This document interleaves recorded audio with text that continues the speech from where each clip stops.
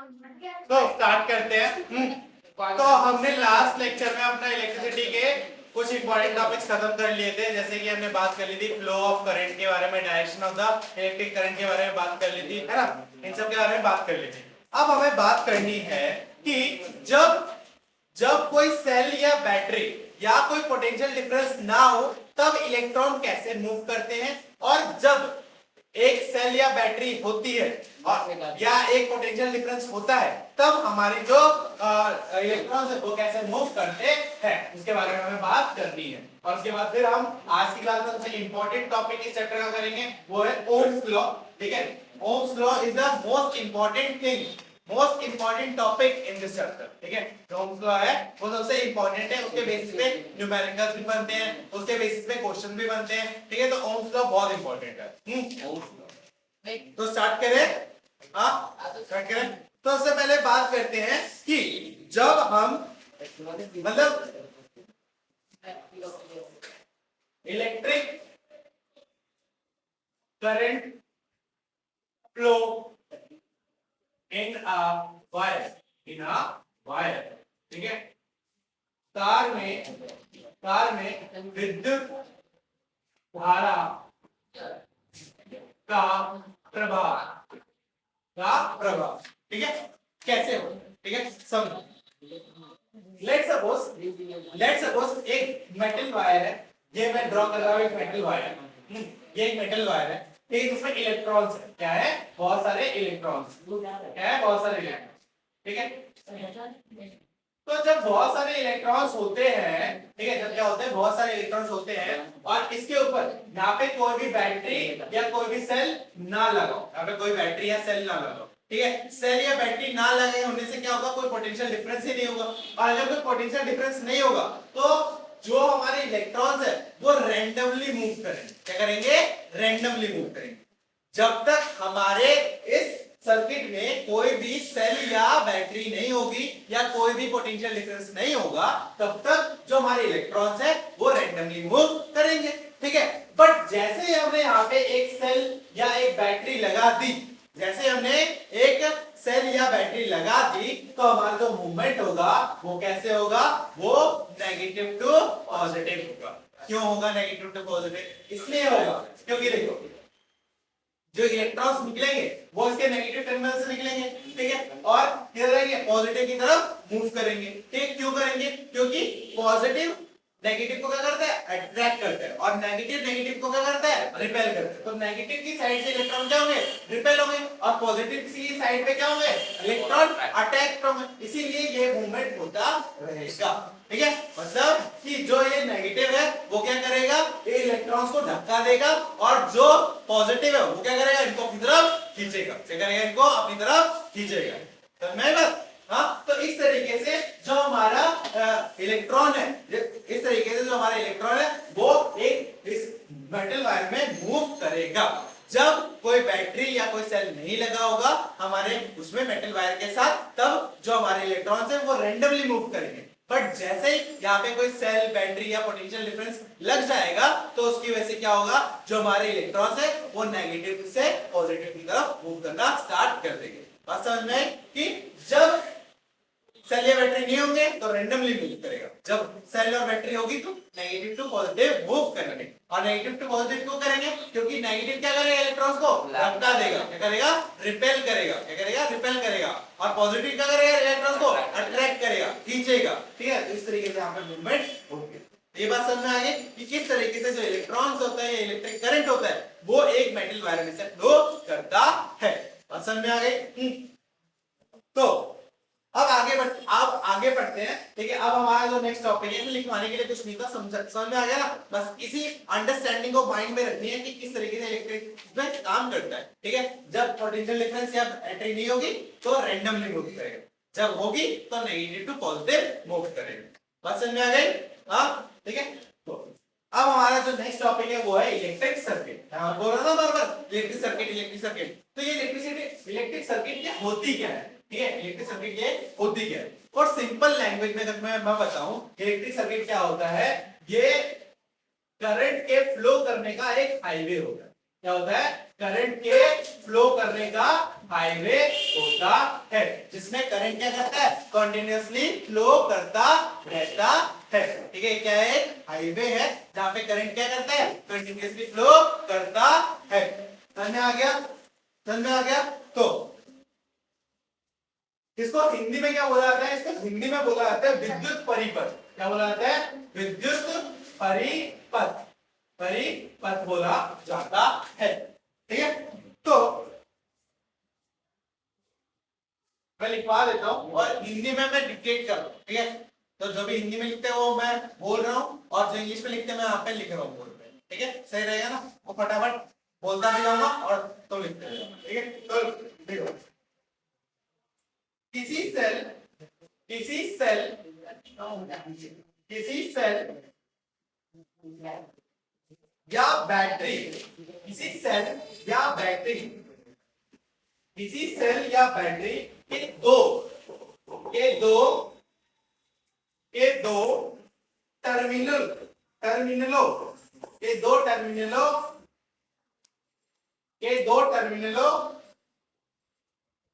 के बीच के बीच के बीच के बीच तारों और अन्य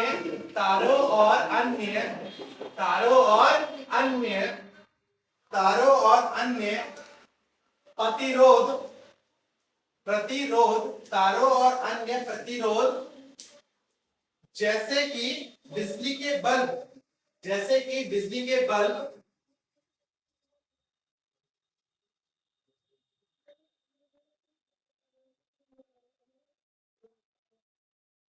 जैसे कि बिजली के बल्ब आदि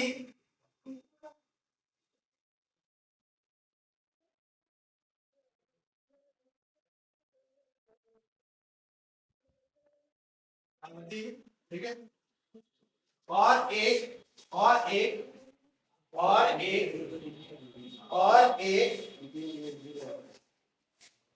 और एक और एक स्विच और एक स्विच और एक स्विच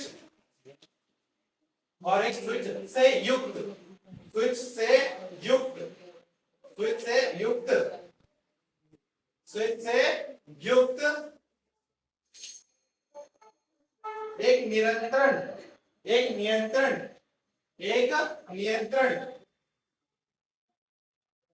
एक नियंत्रण संचालन नियंत्रित संचालन एक नियंत्रित संचालन एक नियंत्रित संचालन पथ पथ पथ पथ पथ जिसके साथ जिसके साथ जिसके साथ जिसके साथ जिसके साथ विद्युत प्रवाह जिसके साथ विद्युत प्रवाह जिसके साथ विद्युत प्रवाह प्रभावित प्रभावित प्रवाहित प्रवाहित प्रवाहित होता है प्रवाहित होता है उसी को उसी को उसी को परिपथ कहा जाता है उसी को परिपथ कहा जाता है उसी को परिपथ कहा जाता है उसी को क्या जाता है परिपथ कहा जाता है। इंग्लिश में बता देता हूं इंग्लिश में क्या बोलते हैं कि एक कंडक्टिंग पाथ होता है ये क्या होता है कंटिन्यूअस कंडक्टिंग पाथ होता है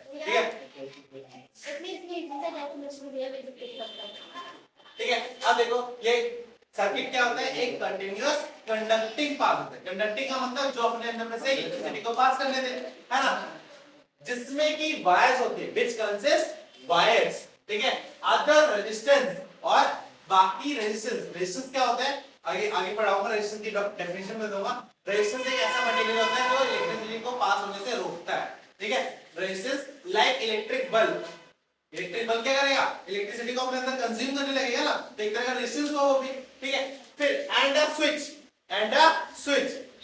between two terminals of cell or battery, ठीक है, along which an electric current flow is called circuit। इसका मतलब क्या है कि हमारा एक सेल है, मान लो ये हमारा सेल है, ये पॉजिटिव ये नेगेटिव टर्मिनल में, तो इसके बीच में एक वायर लगा होगा। क्या लगा होगा उसके बीच में? एक वायर लगा होगा, जिस वायर से हमारा क्या जुड़ा होगा? एक तो स्विच जुड़ा होगा, ऑफ ऑन करने का स्विच जुड़ा होगा, और एक क्या जुड़ा होगा? एक बल्ब जुड़ा हुआ होगा, ठीक है, जो एक बल्ब जुड़ा होगा, ठीक है, और इसमें से करंट क्या होगा? फ्लो करेगा। इसमें करंट क्या करेगा? फ्लो करेगा। इसी चीज को क्या बोला जाता है? सर्किट। इसी चीज को क्या बोला जाता है? सर्किट, ठीक है। तो सर्किट क्या होती है? सर्किट एक ऐसा पाथ होता है जिसमें हमारा जो इलेक्ट्रिक करंट है वो कंटिन्यूअसली क्या करता है? मूव करता है। क्या करता है? कंटिन्यूअसली मूव करता है। और उसमें बाकी अदर एलिमेंट्स भी होते हैं, जैसे स्विच होता है, बल्ब होता है, रेजिस्टेंस होता है, अलग अलग चीजें होती है, ठीक है। इन सब चीजों को मिला के क्या बनाया जाता है? हमारा एक सर्किट बनाया जाता है। बात समझ में आई? सर्किट क्या होता है? सर्किट एक पाथ होता है जिसमें इलेक्ट्रिक करंट जो है वो फ्लो करता रहता है। मतलब नीचे क्या है? ये अरे ये एरो है, अरे उसकी ये स्विच है, स्विच। आपने कहा था कि इलेक्ट्रिक बल्ब वो कंज्यूम कर रहा है। हाँ, तो कंज्यूम करेगा, जलेगा, फिर अब सारी की सारी थोड़ा कंज्यूम करेगा, उसको आगे भी छोड़ेगा ना, तो जाके कहाँ आएगा? कंज्यूम में जाएगा। अब ये सारी थोड़ा कंज्यूम कर रहा है, इसमें दो वायर जा रही है ना, एक लाइव वायर है, एक न्यूट्रल वायर है। तो लाइव वायर से करंट जा रहा है और न्यूट्रल वायर से जो बाकी बचा हुआ करंट वापस आ रहा है ना, फिर अर्थिंग में जाता है ना। दो करंट वायर होती है घर में, हर चीज में दो वायर लगती है ना, एक तो करंट को लेके जाती है और एक बचे हुए करंट को वापस लेके आती है। ये तो करंट के कंटीन्यूअस पाथ होता है। क्या होता है? कंटीन्यूअस पाथ होता है। फिर वो सर्किट में कैसे करना? तो करंट जाता है जब स्विच क्लोज होता है तब तो लाइट जलती है, जब ओपन होता है तब हो जाता है, ठीक है। हाँ बोलो। ऑन ऑफ और इलेक्ट्रिक सर्किट में कैसे कंज्यूम हुआ? इलेक्ट्रिक सर्किट में कैसे कंज्यूम नहीं है? बल्ब में कंज्यूम हो रहा है इसलिए इलेक्ट्रिक। बल्ब में consume। हाँ, ठीक है, बात समझ में आ गई? डेफिनेशन क्लियर है? स्विच क्या करता है? इलेक्ट्रिक फ्लो को रोकता है और वो करता है, ठीक है, कभी छोड़ता है कभी रोकता है, ठीक है। अगर जैसे वो यहाँ पे फैन चल रहा है, फैन चल रहा है, ये स्विच है, अगर मैं स्विच को बंद कर दूं, फैन क्या हो जाएगा? ऑफ हो जाएगा। क्यों ऑफ हो जाएगा? क्योंकि जो इलेक्ट्रिक फ्लो उस तक जा रहा था उसको मैंने क्या कर दिया? स्टॉप कर दिया, स्विच बंद करके। मतलब मैंने सर्किट को ओपन कर दिया। जैसे मैंने स्विच को बंद किया, सर्किट क्या हो गया? ओपन हो गया। और सर्किट ओपन होगा तो जो हमारा पाथ है वो क्या हो गया? टूट गया। पाथ है वो टूट गया ना, और जब टूट गया तो कुछ पास करेगा? नहीं करेगा, ठीक है। और जैसे मैं इसको ऑन कर दूंगा तो क्या हो जाएगा? फिर से वो पाथ जुड़ जाएगा और सर्किट में करंट फ्लो करने लगेगा और ये फैन फिर से घूमने लगेगा। आई बात समझ में? हाँ, क्लियर है? ठीक है। फिर अब the most important topic of this talk, ठीक है, the most important, that is ohms law, ठीक है, बहुत इंपॉर्टेंट है हर बार। ओम ये तो ohms law, भाई मैं बताइयो हाँ वो सिंपल से बचपन में पढ़े होंगे। बल्ब का सिंबल नहीं पता? बल्ब का सिंबल, उसका सिंबल पता है ना? मैं बता दूं सिंबल? सिंबल बता दूं? हाँ भाई, ये कर लिया। हाँ चलो कोई नहीं, इंपॉर्टेंट टॉपिक पे जाने से पहले एक और चीज सीख लेते हैं, वो है हमारे जो इलेक्ट्रिकल सिंबल्स होते हैं उनके बारे में, ठीक है। मिटाओ ये कंप्लीट। तो बात करते हैं हम इसके बारे में, सिंबल्स ऑफ इलेक्ट्रिकल कंपोनेंट, ठीक है। सिंबल्स ऑफ इलेक्ट्रिकल कंपोनेंट, ठीक है। जो विद्युत के उपकरण होते हैं, जो विद्युत के उपकरण होते हैं उनके चिन्ह, ठीक है। और ये चिन्ह बहुत इंपॉर्टेंट होते हैं पर पॉइंट ऑफ, जब हम सर्किट बनाते हैं, अभी हम सर्किट बनाना सीखेंगे तो उसमें ये सर्किट इन सब सिंबल का इस्तेमाल होगा, तो मतलब समझ जाना, ठीक है। तो सबसे पहला और सबसे बेसिक जो होता है वो हमारा क्या होता है? एक सेल का। एक सेल में क्या होता है? एक बड़ी लाइन होती है, एक छोटी लाइन होती है। जो बड़ी लाइन होती है वो पॉजिटिव करंट को दिखाती है, जो छोटी लाइन होती है वो नेगेटिव को दिखाती है। इसको क्या बोला जाता है? सेल। हिंदी में क्या बोला जाता है? सेल, ठीक है। फिर अगर ऐसे ही बहुत सारे सेल एक दूसरे से जुड़े हो, ऐसे ही बहुत सारे सेल एक दूसरे से जुड़े हो तो इसको क्या बुलाता है? बैटरी। क्या बुलाता है? बैटरी। क्या बुलाता है? बैटरी। ठीक है, तो बैटरी को हम ये भी बोल सकते हैं, बैटरी को हम ये भी बोल सकते हैं कि it is a combination of cells. जो बैटरी होती है वो क्या होते हैं? सेल के कॉम्बिनेशन से बनती है। हो सकते हैं इसमें दोनों चार्जेस होते हैं, हाँ प्लस और माइनस। ठीक है, दो ही चार्जेस और क्या चार्ज तो हो क्या गया? वो नेगेटिव में जब जाते हैं फिर वो पॉजिटिव में कैसे कन्वर्ट हो जाता है? अंदर ही चला जाता है ना, अंदर ही मूव करता है। फिर मैंने सिखाया नहीं ना लास्ट टॉपिक में कि सर्किट के बाहर तो पॉजिटिव टू नेगेटिव जाता है, बट बैटरी के अंदर negative to positive electron move करते हैं। वहां पे केमिकल रिएक्शन होता है और फिर मूव करता है। ठीक है, कौन सी रिएक्शन है? केमिकल रिएक्शन लिथियम के साथ है। ठीक है, फिर इस तरीके से सिंपल लाइन है। हाँ देखो, इस तरीके से सिंपल लाइन है तो ये क्या है? एक वायर है। क्या है? वायर मतलब तार है। ठीक है, तो जहां पे भी सिंपल लाइन होगी उसका मतलब क्या है? वहां पे वायर की बात कर रही हो, तार की बात हो रही है। ठीक है, फिर अगर ऐसा है और यहाँ पे ज्वाइंट है तो ये क्या है? कनेक्शन। क्या हो रखा है? यहाँ पे कनेक्शन हो रखा है। क्या हो रखा है? अब वायर ज्वाइंट, अब वायर ज्वाइंट। ठीक है, तार ज्वाइन हो रखा है, तार जुड़ रखा है, तार जुड़ रखा है।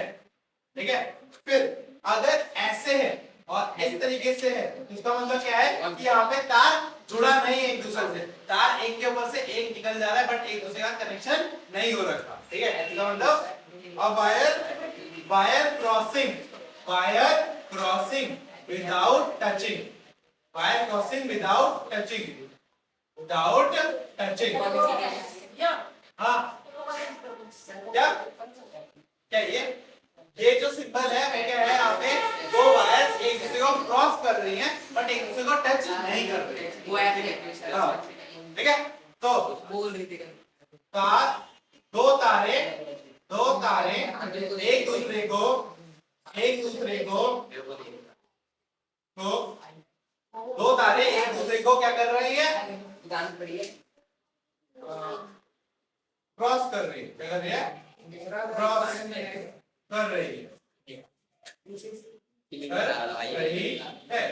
क्रॉस कर रही है। ठीक है, उसके बाद नेक्स्ट सिंबल किसका है? नेक्स्ट सिंबल जो है हमारा वो क्या है? डिवाइसेस का है। किसका है? डिवाइसेस का है। ठीक है, तो डिवाइसेस कौन कौन से हैं? हमारा एक तो एम्पेयर मीटर। ठीक है, ये क्या है? Ampere metre. ठीक है, एक है वोल्ट मीटर। क्या है? Volt meter. ठीक है, और एक है गैल्वेनोमीटर। ये क्या है? गैल्वेनोमीटर। इसके बारे में हम बड़ी क्लासेस में पढ़ते हैं। ठीक है, ये क्या है? एमीटर। क्या गैल्वेनोमीटर? हाँ, एक ये करंट मापने के लिए होता है, ये भी करंट मापने के लिए होता है। ठीक है, ये वोल्ट मीटर होता है। मतलब गैल्वेनोमीटर में तुम दोनों चीजें माप सकते हो, वोल्ट भी माप सकते हो, करंट भी माप सकते हो। ठीक है, ये होता है गैल्वेनोमीटर। तो भैया सब यही प्रेफर करते हो?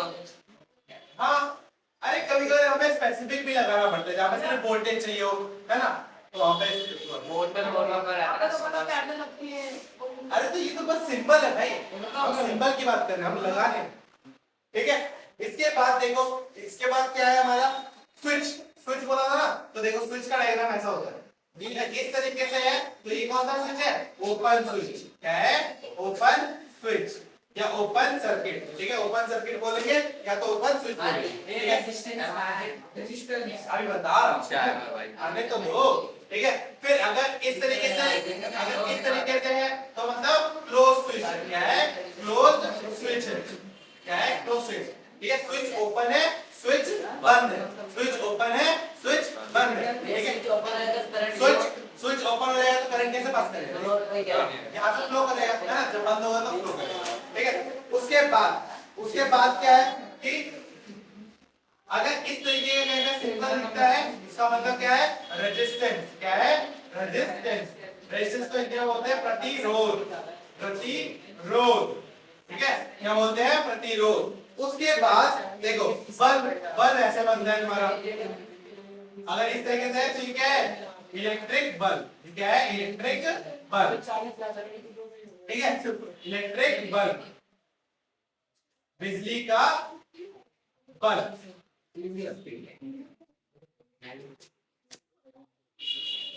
ठीक है, बिजली का बल्ब। तो ये तुम्हारे कुछ इंपॉर्टेंट क्या है? तुम्हारे सिंबल्स है, जो तुम्हारे पेपर में तुमसे ऐसे पूछ सकता है, या तो जब तुम सर्किट बनाओगे उसमें ये काम में आएंगे। ठीक है, ये भी आ सकता है। बिल्कुल सर्किट बनाओगे ना तब आएगा। तुम्हें बोलेगा कि ओपन सर्किट बनाओ, तुम्हें बोलेगा क्लोज सर्किट बनाओ, तुम्हें कंपोनेंट के नाम दे देगा और बोलेगा इन सारे कंपोनेंट को एक सर्किट में जोड़ के दिखाओ। ये नंबर का है। CBS का आगे आगे नहीं कर सकते। हाँ भाई, क्या क्या ए जो है वो एमीटर है, एमीटर जो कि करंट को मापता है। बी जो है वोल्ट मीटर है, बी जो है वोल्ट मीटर है जो वोल्टेज को मापता है। और जी जो है गैल्वेनोमीटर है जो करंट और वोल्टेज दोनों को मापता है। मतलब नहीं, रेजिस्टेंस क्या होता है? रेजिस्टेंस का अभी हम बात में डिटेल में बात करेंगे ओम्स लॉ पढ़ने के बाद, बट ऐसे बता देता हूं, ये वो प्रॉपर्टी होती है जो इलेक्ट्रिक करंट को रोकती है। ये वो प्रॉपर्टी होती है जो इलेक्ट्रिक करंट को रोकती है अपने अंदर में से पास होने से। क्या होता है? ठीक है, हाँ रेजिस्टेंस होता है। तो ठीक है, भैया इलेक्ट्रिक बल्ब भी तो रोक रहा है। इलेक्ट्रिक बल्ब रोक नहीं रहा, वो फ्लो के अंदर ही है। ये भाई क्या करता है? कंज्यूम कर रहा है, ये कंज्यूम नहीं करता, इसकी प्रॉपर्टी है, ये रोकता है। ओपन स्विच में करंट फ्लो होगा, नहीं, ओपन स्विच में क्लोज क्लोज में होगा। क्लोज में होगा क्योंकि सर्किट कंप्लीट हो जाएगा ना फिर। ठीक है, और ये रेजिस्टेंस जो होता है वो रेजिस्टेंस में भी करंट फ्लो होगा, बट जितना ज्यादा रेजिस्टेंस उतना कम फ्लो होगा। मतलब लोग देते नहीं टाइप से। हाँ। सिंपल होता है यूज कर लेते हैं, बाकी हाँ, बाकी वो छोड़ दो। छोड़ देते हैं। हाँ भाई, समझ में आया तक? आगे बढ़े बेटाओ। ठीक है, अब स्टार्ट करते हैं मोस्ट इंपॉर्टेंट। हाँ, एक सिंपल बच गया, रियोस्टेट का। रियोस्टेट क्या होता है? वेरिएबल। यहाँ पर इस तरीके से अगर लगा है तो ये क्या है? रियोस्टेट। क्या है? रियोस्टेट। मतलब ये एक ऐसा रेजिस्टेंस है जहाँ पे हम रेजिस्टेंस को कंट्रोल कर सकते हैं। क्या कर सकते हैं? रेजिस्टेंस को कंट्रोल कर सकते हैं। अगर रेजिस्टेंस ज्यादा चाहिए तो ज्यादा कर सकते हैं, कम चाहिए तो कम कर सकते हैं। इसको बोला जाता है रियोस्टेट। क्या बोला जाता है? रियोस्टेट, या तो क्या बोला जाता है? Variable resistance. क्या बोला जाता है? Variable resistance. और दूसरा नाम क्या आता है इसका? रियोस्टेट। रियोस्टेट। ठीक है, आई बात समझ में? हाँ हाँ, ये एरो है, एरो है, इसी का पार्ट है, एरो का पार्ट। ठीक है, आगे बढ़े। हाँ, तो हमारे यहाँ तक क्लियर है सिंबल्स ऑफ इलेक्ट्रिकल। हाँ, क्लियर हो गया? बहुत जल्दी आया भैया। लेट छुट्टी क्या? पहुंच नहीं रहेगा। चलो ठीक है, ये नोट कर लेना। हाँ, नेक्स्ट टॉपिक पर। अब जो नेक्स्ट टॉपिक हम स्टार्ट करने वाले हैं वो सबसे इंपॉर्टेंट टॉपिक है इस चैप्टर का। ठीक है, बोला ना, the important topic, the most important topic वो है ओम्स लॉ। क्या है वो? Ohm's law. ओम का नियम। तो सबसे पहले समझते हैं ये ओम्स लॉ है क्या। जो ये ओम्स लॉ है, इसका जो काम है, ये क्या करता है? करंट के बीच में और जो वोल्टेज है इन दोनों के बीच में एक रिलेशन देता है। किस किस के बीच में देता है? करंट और वोल्टेज। ठीक है, करंट और पोटेंशियल डिफरेंस भी बोल सकते हैं, करंट और वोल्टेज भी बोल सकते हैं। तो ये क्या करता है? ये हमें क्या देता है? एक रिलेशन देता है। क्या देता है? रिलेशन बिटवीन किसके? Current end voltage. ठीक है, ये आई और जो हमारा बी होता है उनके बीच में क्या देता है? संबंध देता है। ठीक है, क्या देता है? संबंध देता है। ठीक है, अब अगर मैं इसकी डेफिनेशन लिख रहा हूं तो लिखिए, डेफिनेशन लिखिए। इंग्लिश वाले में यहाँ पे लिख रहा हूँ, हिंदी वाले में डिक्टेट करूँ। ठीक है, ठीक है। ओम के नियम के अनुसार, ओम के नियम के अनुसार, ओम के नियम के अनुसार किसी चालक पर, किसी चालक पर, किसी चालक पर, हाँ नोट करते जाओ इंग्लिश वालों, धीरज नोट करता ना। हाँ भैया, ये आई और ये क्या? किसी चालक पे जब बताता था तो बात कर रहा था। करंट, किसी चालक पर वोल्टेज, किसी चालक पर वोल्टेज, किसी चालक पर वोल्टेज, किसी चालक पर वोल्टेज किसी चालक पर वोल्टेज उसमें से प्रवाहित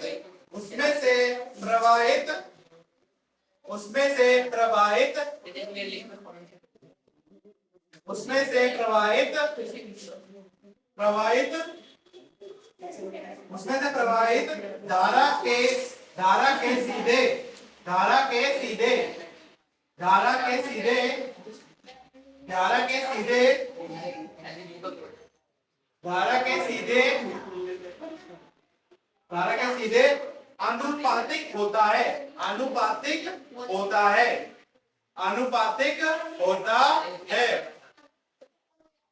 आनुपातिक होता है आनुपातिक होता है बेशर्त आनुपातिक होता है बेशर्त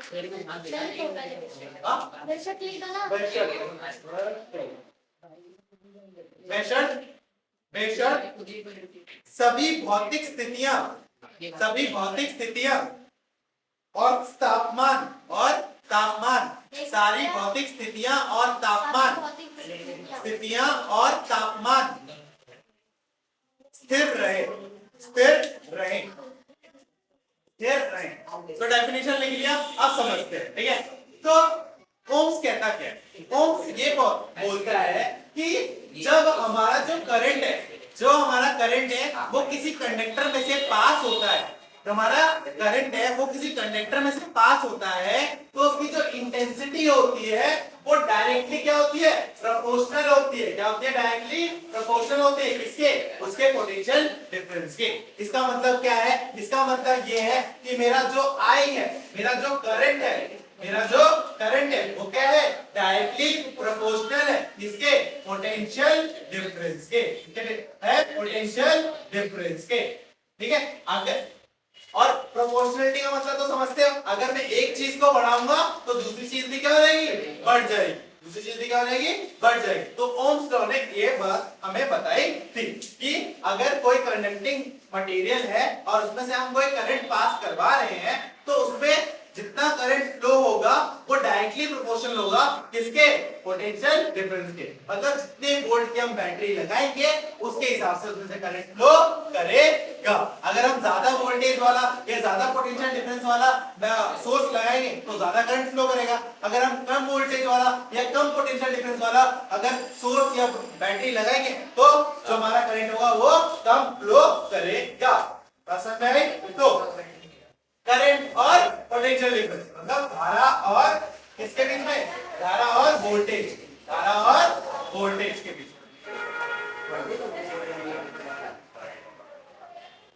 धारा और वोल्टेज के बीच में क्या है समानुपातिक ठीक है तो इसका मतलब अब जैसे मैं बोलता हूं करंट को किससे डिनोट करते हैं आई से करंट को आई से डिनोट करते हैं और वोल्ट को किससे डिनोट करते हैं वी से जैसे मैं इस प्रोपोर्शनलिटी के साइन को हटाऊंगा तो मैं क्या लगाता हूं एक कांस्टेंट लगाता हूं है ना मैथ्स में हमने सीखा है ना कि जब भी हम इस प्रोपोर्शनलिटी के साइन को हटाते हैं तो हम कुछ कांस्टेंट लगाते हैं और जब यहां पे हम कांस्टेंट लगाएंगे वो क्या होगा कांस्टेंट r होगा क्या होगा कांस्टेंट r होगा और ये जो r कांस्टेंट है इसी को क्या बोला है r is the constant r is the constant which is called resistance ठीक है ये भी है ठीक है अब तो जैसे मैं प्रोपोर्शनलिटी का साइन हटाऊंगा तो मेरा एक कांस्टेंट लग जाएगा और उस कांस्टेंट का नाम क्या होगा r क्या है हमारा रेजिस्टेंस है r क्या है हमारा रेजिस्टेंस है ठीक है और बाकी I तो पता ही है I क्या है करंट है और V क्या है वोल्टेज है ठीक है तो यहां से R एक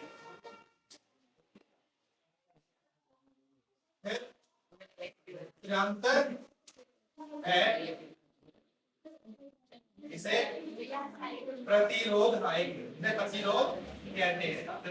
कहते हैं ठीक है वो क्या लिखा है निरंतर मतलब कांस्टेंट ये जो फिक्स है पर मैं ओम्स ने क्या करने की कोशिश करी थी करंट और वोल्टेज के बीच में एक रिलेशन एस्टैब्लिश करने की कोशिश कर दी और रिलेशन का जो वो है वो क्या है, I is equals to V R या R V, ठीक है। ये हमारा क्या है, एक फॉर्मूला है जो ओम्स लॉ से ड्राइव होता है। समझ में आई? तो हटाओ यहां तक, हो गया? हटाओ, क्या हो गया? बाकी अगर बाकी अभी बच जाता है तो बाकी का तो कर सकते हैं यूट्यूब से। आया सामने ना, आज तक शिकायत नहीं है। क्या है विराज? ठीक है, हाँ हो गया, बाकी सबका हो गया। आगे बढ़ो, ठीक है। अब मैं एक्सप्लेन करूंगा, मैं रेजिस्टेंस को एक्सप्लेन करूंगा, ठीक है। बेटा आ रहा हूं, आर में बिठाना। अरे भाई लिखवाऊंगा ना इसके बाद, निकालो। बिठा दो। तो आर को मैं एक और चीज में तो कह सकता हूँ, आर क्या है, रेशियो है। देखो हमने अभी पढ़ा I इज इक्वल टू क्या है, आर बी, तो मैं ये भी तो लिखता हूँ R is equal to I by B, बोल सकता हूँ मेरा जो रेजिस्टेंस होगा वो किसके, आई बाय बी के इक्वल होगा। क्यों होगा, क्योंकि बी इधर क्या हो रहा है, मल्टीप्लाई, इधर क्या हो जाएगा, डिवाइड, तो आर इज इक्वल टू क्या आएगा, आई बाय बी। तो मैं क्या बोलूंगा, जो हमारा रेजिस्टेंस होता है वो क्या होता है, रेशियो होता है इसका करंट और पोटेंशियल डिफरेंस का, ठीक है। जो हमारा रेजिस्टेंस होता है वो क्या होता है, रेशियो होता है किसका, करंट और पोटेंशियल डिफरेंस का। समझ में आई? तो लिखिए, फॉर्मूला है, अरे भाई एक ही फॉर्मूला सीधे राइट हो, आर एक निकाल लो या बी निकाल लो। तो हिंदी में बोल रहा हूँ, ठीक है, और इंग्लिश में लिख रहा हूँ। किसी चालक के किसी चालक के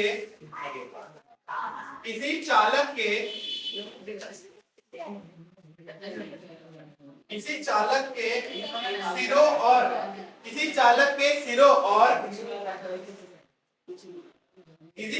के सिरे और उसमें प्रवाहित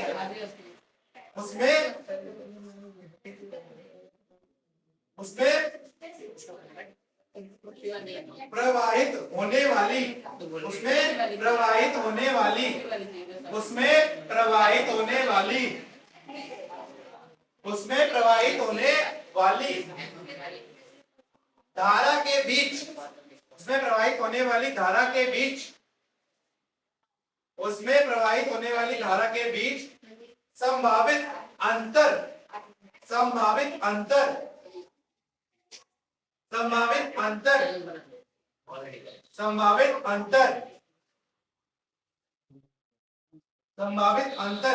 का अनुपात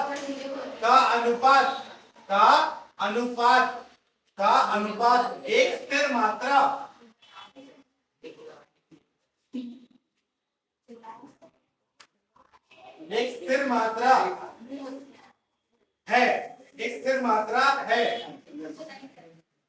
मात्रा है जिसे प्रतिरोध कहते हैं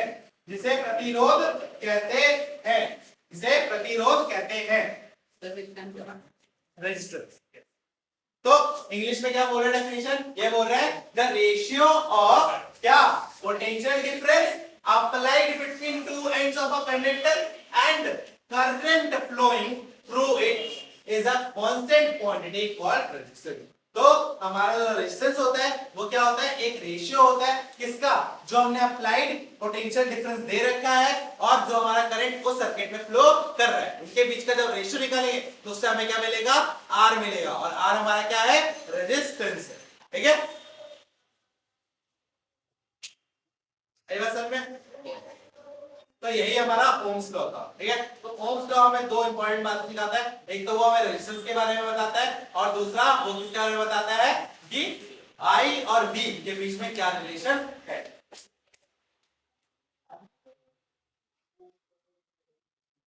समझ में आ गया? लिख लिया, आगे बढ़े बेटा। हाँ,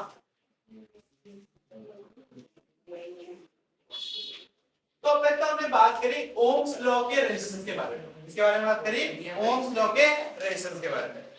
एक और तरह का रेजिस्टेंस होता है जो कंडक्टर में पाया जाता है, तो उसको क्या बोलते हैं, रेजिस्टेंस ऑफ कंडक्टर। ठीक है, जो कंडक्टर होते हैं उनके बीच में भी क्या पाया जाता है, रेजिस्टेंस पाया जाता है। तो उसके रेजिस्टेंस को एक बार डिफाइन करते हैं, क्या होता है वो रेजिस्टेंस। फॉर्मूला सेम होता है, बस डिफाइन थोड़ी सी अलग। ठीक है, तो नेक्स्ट टॉपिक क्या है, resistance of conductor. Resistance of conductor, चालक का प्रतिरोध, चालक का प्रतिरोध। ठीक है, तो जो वही है, बस इसमें थोड़ा डिफरेंस है। तो ये क्या होता है वो बताता हूं। पहले डेफिनेशन लिखते हैं, फिर आगे बात करते हैं।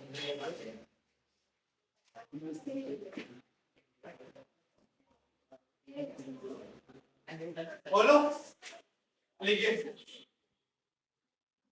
चालक का वह गुण, चालक का वह गुण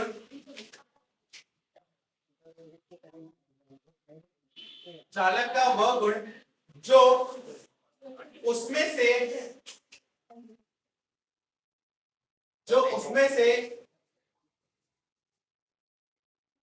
गुजरने वाली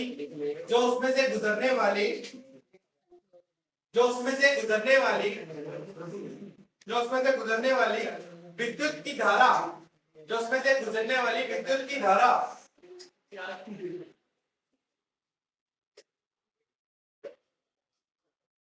धारा,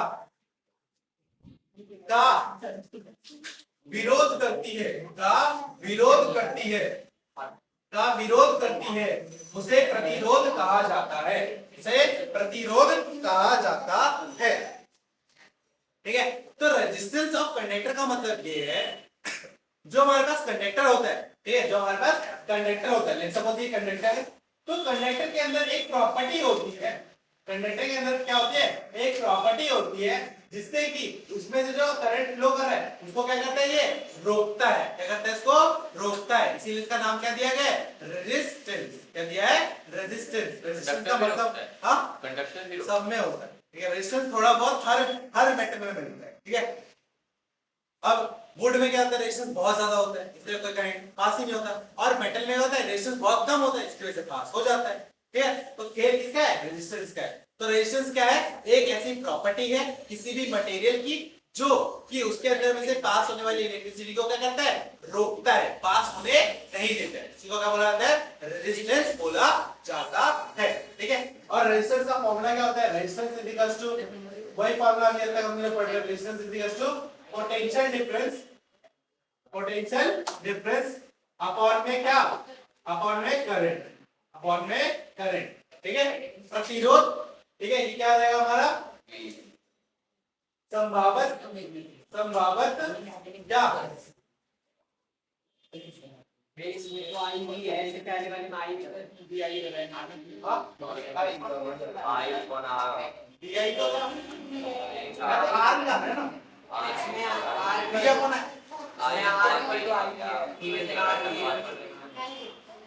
नहीं DI कौन आई है, पहले देखो I इक्वल टू क्या होता है, VR होता है आपने आर भी लिखा है, ठीक है। तो R इक्वल टू क्या आएगा, I अपॉन V। अगर आपने भी आई लिखवा रखा है, भी आपको आई बनाया था, आपने आर भी लिखा है, आई प्लस आर।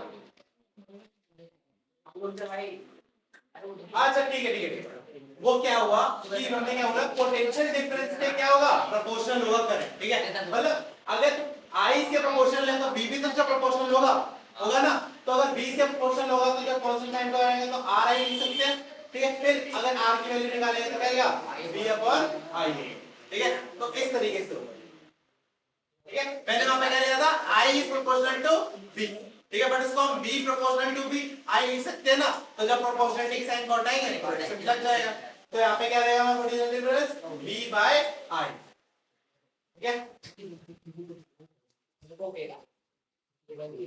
हाँ गलती ठीक कर लो भाई, गलती ठीक कर लो, जो मैंने वहां पे V वो लिखा था ना, V is directly proportional to I, जहां पे मैंने I is directly proportional to V, ठीक है। दोनों जब एक दूसरे का प्रोपोर्शनल तो प्रोपोर्शनल है तो लिख सकते हैं, बस वही है जब हम प्रोपोर्शनलिटी के साइन को डालते हैं ना तो किस साइड से कांस्टेंट लगा रहे हैं उसको भी पढ़ना पड़ता है ना। हमने जो प्रोपोर्शनलिटी का जो कांस्टेंट है वो किसके साथ लगाया है, आई के साथ लगाया है, तो हमारा फॉर्मूला ये है। ठीक है, तो मैं ये वाली चीज सीख कर लो भाई पहले जो हां बात समझ में आ गई। तो रेजिस्टेंस क्लियर है। रेजिस्टेंस क्या होता है, एक प्रॉपर्टी होती है जो कंडक्टर के क्या करती है, कंडक्टर में से फ्लो होने वाली इलेक्ट्रिसिटी को क्या करता है, अपोज करती है, रोकती है। क्या करती है, अपोज करती है या रोकती है। इसी को रेजिस्टेंस या हिंदी में प्रतिरोध बोला जाता है। R = V / I। हां वो गलती से ठीक कर लेना, बोला ना गलती से। हाँ बात समझ में आ गई यहां तक। अब नेक्स्ट बात करते हैं कि जो रेजिस्टेंस होता है कंडक्टर के अंदर वो किस किस चीजों पे डिपेंड करता है। ठीक है, जो रेजिस्टेंस किसी वायर के अंदर है या किसी वुड के अंदर है या किसी और मेटल के अंदर है वो किन चीजों पे डिपेंड करता है उस बारे में बात करते हैं। ठीक है, बेटा उसको हाँ रेजिस्टेंस क्लियर है।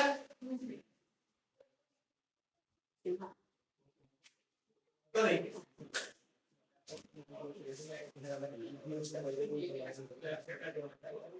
रेजिस्टेंस प्रतिरोध ये सबसे पहले ये डिपेंड करता है कि हमने किस तरह का मटेरियल ले रखा है। Nature of the material, nature of the material, हमने किस तरीके का मटेरियल ले रखा है उस बात पे बहुत डिपेंड करता है कि इसमें रेजिस्टेंस कितना होगा। अगर हम कोई वुड से बना हुआ मटेरियल लेंगे तो उसमें रेजिस्टेंस क्या होगा, बहुत ज्यादा। अगर कोई मेटल से बना हुआ लेंगे तो उसमें रेजिस्टेंस क्या होगा, बहुत कम। ये तो नेचर पे बहुत डिपेंड करता है।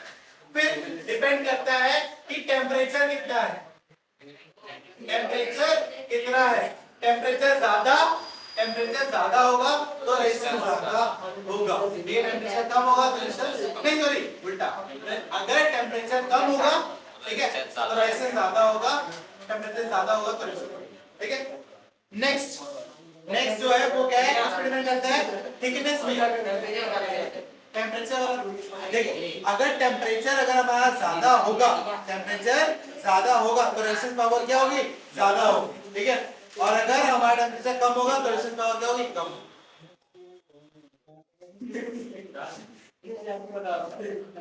हाँ दूसरा क्या है, थिकनेस। थिकनेस पे भी डिपेंड करता है कि जो मटेरियल हमने लिया है वो कितना ज्यादा थिक है, इस बात पे भी उसका रेजिस्टेंस क्या करता है, डिपेंड करता है। ठीक है, फिर लेंथ। ठीक है, हमने अगर हम बहुत ज्यादा लंबी वायर लेंगे तो उसमें क्या होता है, बहुत ज्यादा रेजिस्टेंस होता है। ठीक है, क्या होता है, बहुत ज्यादा रेजिस्टेंस होता है। ठीक है, तो इसीलिए लेंथ पे भी डिपेंड करता है।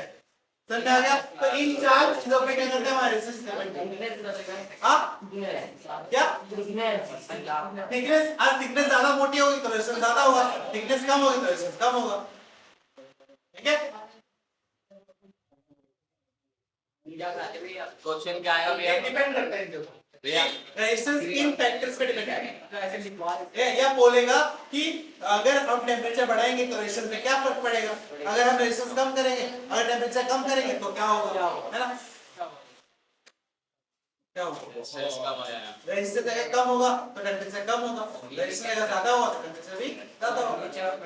हां या नेचर ऑफ द मटेरियल कि वो लोहा है या वुड है, इस पे भी डिपेंड करेगा।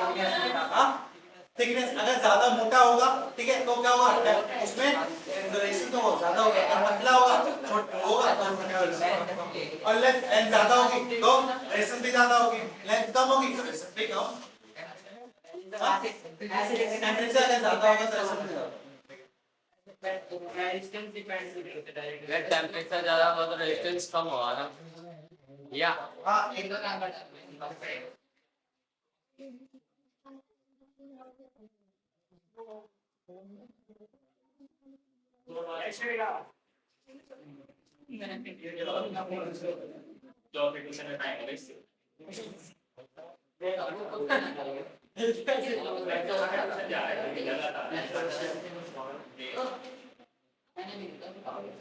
इसको क्या कहते हैं वो?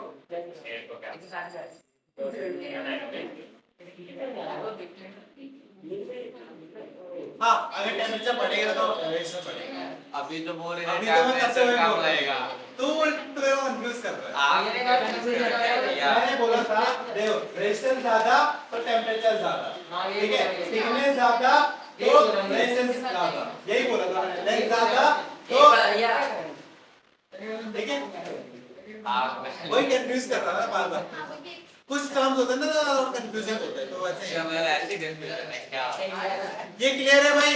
हाँ कि किन किन चीजों पे हमारा जो रेजिस्टेंस है वो डिपेंड करता है, नेचर पे, टेम्परेचर पे, थिकनेस पे और लेंथ पे, ठीक है। मटेरियल किस प्रकार का है, उसका तापमान कितना है, उसकी मोटाई कितनी है और उसकी लंबाई कितनी है, इन चारों चीजों पे क्या डिपेंड करता है कि हमारा रेजिस्टेंस कितना ज्यादा होगा या कम। हाँ मैटर पड़ा है ज्यादा रेजिस्टेंस बढ़ा। अरे मैं बोल एक अगर मेटल की वायर लेते हैं, ये पतली मेटल की है और उसी वायर जितना अगर मैं मोटा मेटल लेता हूँ तो दोनों में अगर मैं इलेक्ट्रिसिटी पास करूंगा ना तो जो पतली वाली है उसमें जल्दी हो जाएगी बट जो मोटी वाली उसमें ज्यादा लेट होगी क्योंकि इसमें रेजिस्टेंस ज्यादा है और उसमें क्या होगा एट द एंड हमें कम इलेक्ट्रिसिटी मिलेगी क्योंकि आधा क्या हो जाएगा वो जो रेजिस्टेंस है वो वायर के अंदर जगह है उसको रोक लेगा, ठीक है। बट पतली वाले में क्या होता है कि वो रेजिस्टेंस क्या होता है एकदम कम होता है, रेजिस्टेंस कम होता है उसमें आराम से पास होता है। मैं मान लो जैसे कि मोटी वायर लगाई वो फ्लो करता रहेगा जब काफी टाइम होगा तो वो फिर सही दिखा। अब फ्यूज का हाँ फ्यूज का केस लेते हैं, फ्यूज में मोटी वायर लगाते हैं पतली वायर लगाते हैं, पतली लगाते हैं, क्यों लगाते हैं क्योंकि अगर ज्यादा वोल्टेज आए तो वो टूट सके, ठीक है। अगर मैं मोटी लगा दूंगा तो उसमें रेजिस्टेंस ज्यादा होगा, अगर रेजिस्टेंस ज्यादा हो तो करंट ज्यादा फ्लो कर सकते हैं ना, अंदर ज्यादा करंट कर सकते हैं, अगर ज्यादा करंट या ज्यादा वोल्टेज बाहर से आएगा तो घर तो आराम से जल जाएगा ना, फ्यूज को कुछ नहीं होगा, ठीक है। इसीलिए समझ में आया? बल्ब में जो तार होता है टंगस्टन का वो टूट जाता है, इसलिए टूट जाता है। हाँ बोलो क्लियर है ये? हाँ अब नेक्स्ट क्या है हमारा? अब तक हम हाँ तो टंगस्टन से तो बनाता है, टंगस्टन का फिलामेंट बनता है, टंगस्टन का मटेरियल मेटल होता है वे। हाँ भाई अब नेक्स्ट है जैसे हमने 1 वोल्ट किया था फिर हमने 1 एम्पेयर किया था 1 कूलम किया था वैसे ही अब क्या आएगा 1 ओम, क्या आएगा 1 ओम। ये ओम रेजिस्टेंस पे डिपेंड। हाँ पहले ओम बताता हूँ। रेजिस्टेंस की जो एसआई यूनिट होती है, रेजिस्टेंस एसआई यूनिट जो होती है वो क्या होती है, वो ओम होती है, ठीक है। प्रतिरोध की इकाई जो होती है, प्रतिरोध की इकाई, प्रतिरोध की इकाई जो होती है वो क्या होती है, ओम होती है, क्या होती है, ओम होती है। बात समझ में आई? हाँ उसके बाद अब हम बात कर रहे हैं कि डिफाइन 1 ओम।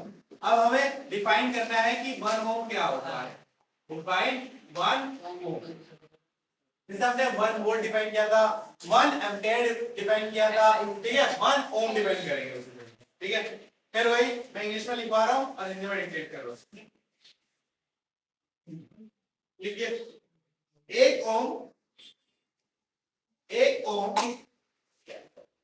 1 ओम एक चालक का, 1 ओम एक चालक का, 1 ओम एक चालक का प्रतिरोध है, प्रतिरोध है, प्रतिरोध है। जैसे कि जैसे कि जैसे कि जैसे कि जब एक वोल्ट, जैसे कि जब एक वोल्ट, जैसे कि जब एक वोल्ट, एक वोल्ट का संभावित, एक वोल्ट का संभावित अंतर, एक वोल्ट का संभावित अंतर, एक वोल्ट का संभावित अंतर इसके सिरों पर, इसके सिरों पर, इसके सिरों पर, इसके सिरों पर,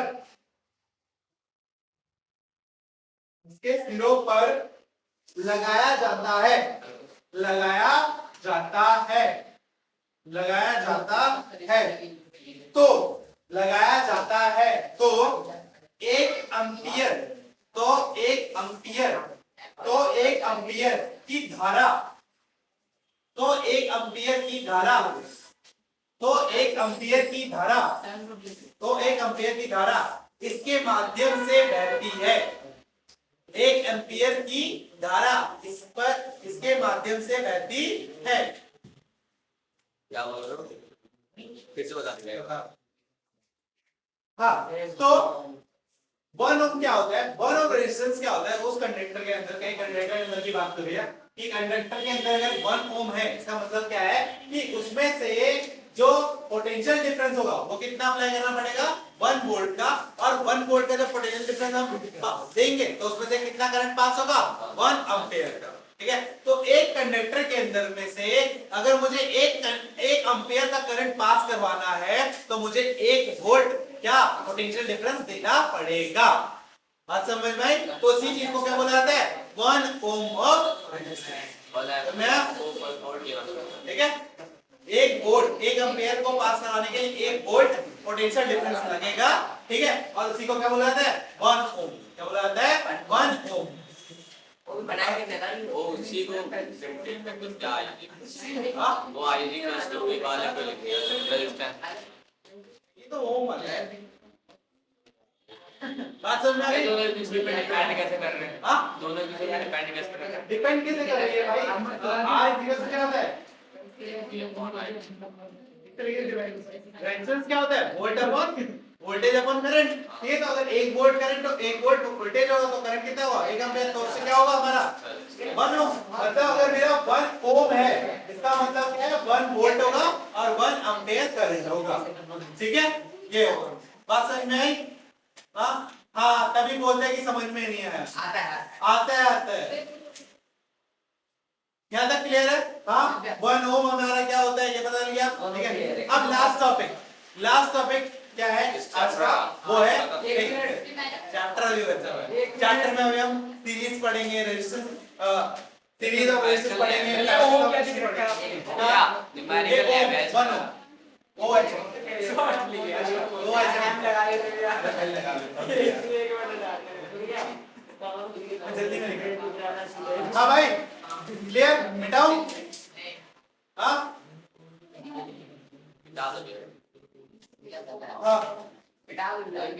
तो रेजिस्टेंस की ऐसा यूनिट क्या होती है, ओम होती है। फिर 1 ओम का डेफिनेशन। ठीक है, वही हम कितना लाएंगे, ओम साइड ओम साइड हम अपने नाम में बनाते हैं। तू भी कुछ अच्छी डिस्कस कर, अपने नाम पे रख दिया। युवराज की अच्छा यूनिट होगी भाई। एक युवराज तो अपने 6 शब्दों की वजह से मशहूर है, ये वाला युवराज पता नहीं किसके मशहूर होगा। 6 शब्दों की वजह से। अरे कैसे रहे, सर भाई। हां बस बढ़िया। अरे पूरा भाई, ठीक है, क्या बोल रहे हैं, हाँ राहुल की बात है। ठीक है भाई। इंग्लैंड के खिलाफ मारे थे। एक बार में चक्का भी मारना। हाँ तो सर्किट डायग्राम देख लो, मैं 2 सर्किट डायग्राम बना रहा हूँ, एक ओपन और एक क्लोज। ठीक है, एक और चुप है यार, सर्किट डायग्राम। ठीक है, पहला बना रहा हूँ open, open circuit. Open circuit कैसा होता है, जब मेरा यहाँ पे बैटरी लगा हो, देखो ध्यान से, ये बैटरी लगी हुई है। हाँ, फिर इसके बाद यहाँ पे क्या है, स्विच है। क्या है, स्विच। सेल है, इधर सेल है क्या, ठीक है, यार देते ही नहीं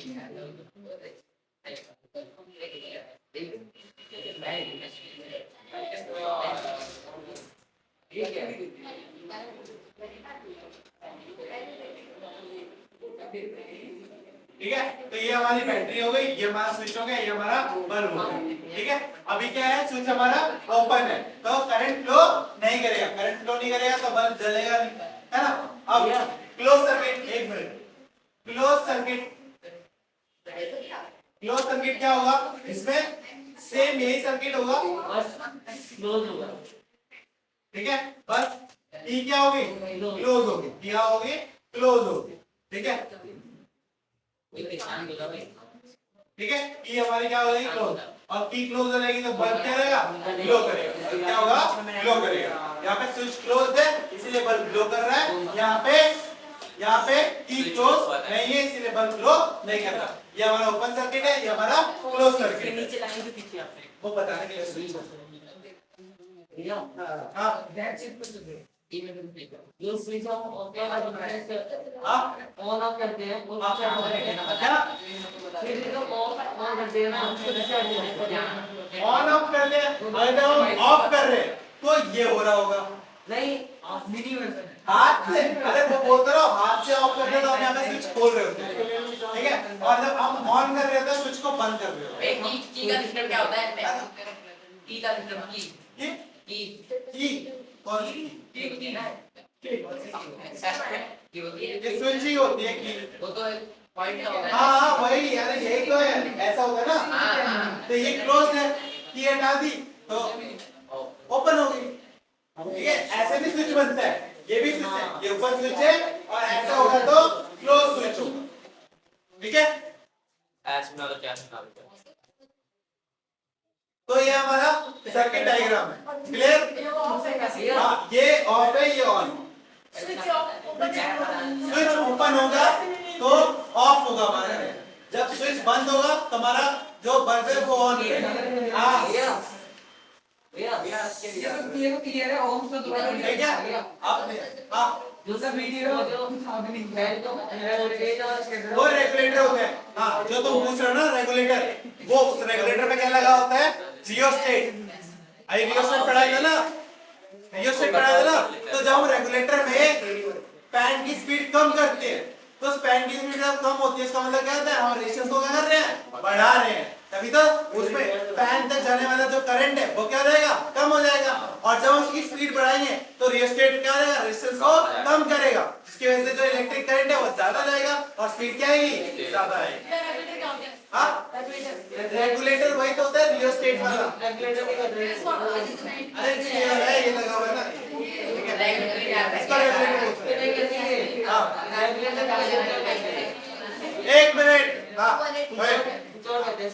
क्या कुछ और क्या, मैं तो रेगुलेटर बोलता हूँ, ठीक है भाई, तो हाँ सुन लो होमवर्क क्या है, आज जो भी पढ़ाया है ठीक है वो सबको लर्न करके आना, कल नेक्स्ट क्लास में सबसे पहले आके मैं ओम जो लॉ है ना, ओम्स लॉ, उसका पूरा टेस्ट लूंगा, ठीक है, पूरा रेजिस्टेंस वाला, मंडे से पहले एक टेस्ट होगा, ठीक है, वो वाला तुम्हारा तुमसे एक पेज निकलवाएगा, उस पेज पे तुम्हें पूरा ओम्स लॉ लिख के दिखाना पड़ेगा, रेजिस्टेंस तक, ओम्स लॉ पूरा रेजिस्टेंस तक, रेजिस्टेंस बताया वहां तक सेम कॉपी कर देना, हाँ तो याद करके आना, ठीक है भाई, हाँ तो आज की क्लास बस यहीं पे खत्म करते हैं, ठीक है।